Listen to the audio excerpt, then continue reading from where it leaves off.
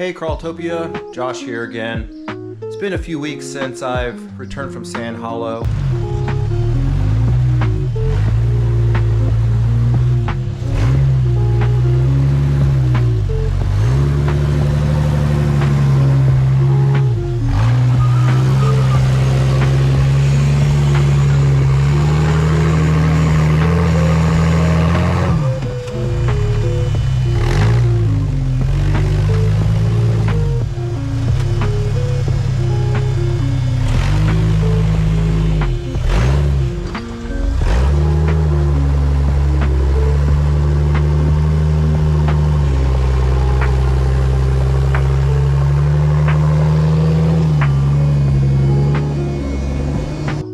And I just want to go over some of the things and experiences I had there and see how the buggy is doing, some of the things I had to do to repair it after I came back from Sand Hollow, and also get ready for this coming weekend where I'm going to hit up K2 and the We Rock event. So I'm excited to be going to that. And also, Leia's also excited. She is always out here with me, loves to be out in the garage. So today I'm working on something I've been wanting to do for a while, is install a way to see how much fluid is in my transfer case. So I have this breather here, and no matter what I've done, this Stana 300 will not stop leaking. I mean, I get it. It runs upside down, it has a lot of things, you know, seal issues, it's been modified. One of the things that keeps giving me issues is these new shifter rails. A buddy of mine rebuilt this for me. He was able to adjust it with these set screws he put in. I was having a lot of issues shifting, and now it seems to shift pretty good, but it does have a little leak. So I was able to drain the T-case, and I'm putting some RTV on there. Hopefully it stops the leak.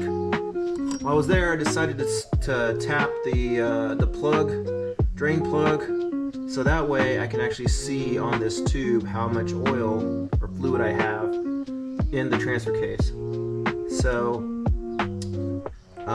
also I plugged the breathing tube. I'm hoping that this will work as a breathing tube. I don't know if it will or not, but if worst case scenario, I can just put a T between here and there, and then this comes all the way up here to this cool little Amazon breather. It has a baffle inside, so stuff just won't shoot out, but it still gets air in. Also, I have a shutoff valve if I was to roll over or something happens, so I have that.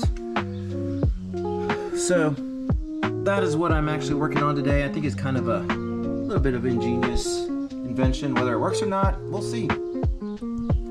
So a few things that I had to do after getting back from Sand Hollow, wheeling for a week straight, was adjust all these bolts. So these bolts are basically screwed in into tabs that have a nut welded. Every single one of these came loose, or was loose, especially on the bottom transfer, bottom skid. They all came loose, not sure why, so I had to tighten those. I noticed the leaking, and that was where I noticed the T-case again leaking, and I've just been constantly dealing with that since I've gotten it. Maybe one day I'll have a really nice behemoth drivetrain T-case, but for now this is what I have. I did notice a small crack in the case, so I filled that with RTV. Hopefully it doesn't get bigger.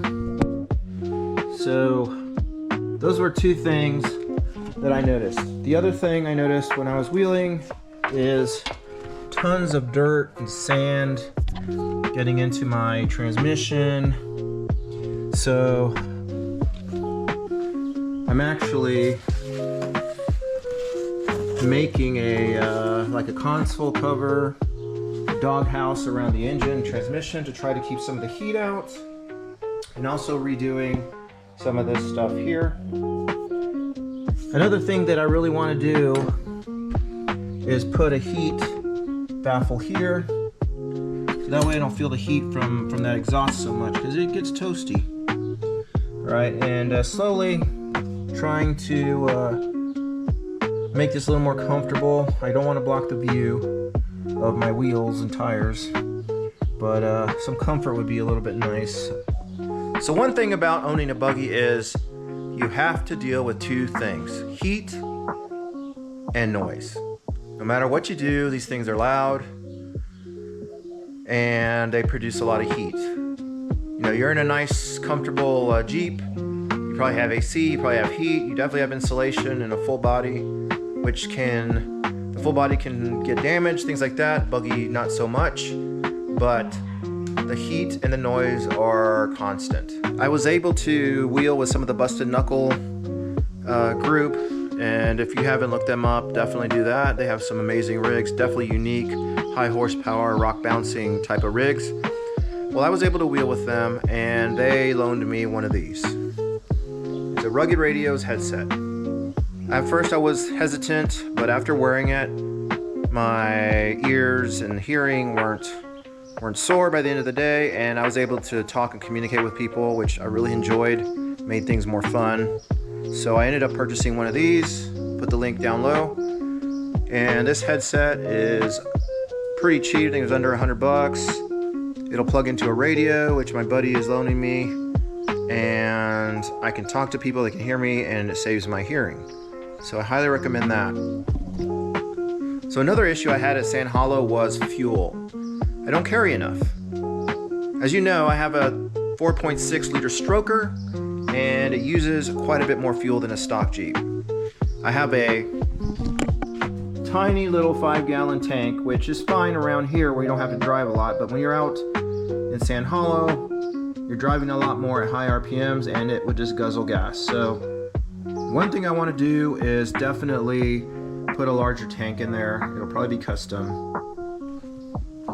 And if you follow the channel, one of the other things that you notice that I got or will be upgrading to is these new tires. These are the Baja Boss X Mickey Thompson stickies in a 42-inch size. Even measurement wise, you know most tires are not really the size that they claim they are. These are 41.7 inches tall. So they are very, very close to a true 42-inch tire. Huge meats. They're about a little over 100 pounds each. What's nice is they make a 17-inch wheel, and these have a very thick sidewall. I know a lot of people are scared of the sidewall, but they have their new Mickey Thompson reinforced sidewalls. You love the pattern, and they're actually really soft. Like you can push your fingers into and move the lugs around. I cannot wait to have these tires mounted and try them out. It may be till the end of the summer before I mount all of them, but that being said, I cannot wait. These are going to look amazing. My old tires I got from a buddy. They were already used, and I got them for a steal. I think it was like $600 for the set. They're stickies. They're 39.5 inches, and I have wheeled the crap out of them.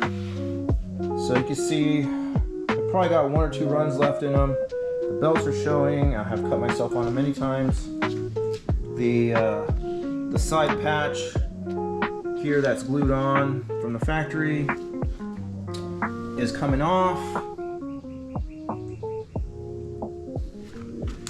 So they are in pretty bad shape. So I plan on doing 1 or 2 more runs before the summer hits, and then I'll be mounting these bad boys on the buggy, and I cannot wait to see how they perform.